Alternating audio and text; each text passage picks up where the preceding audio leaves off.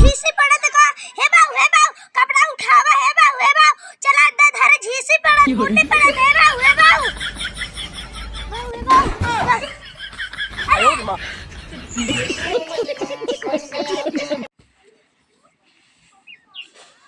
हे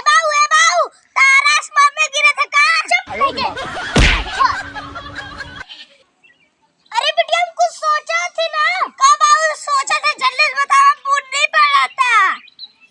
नहीं तो भाई जाएगा तू और हम आऊ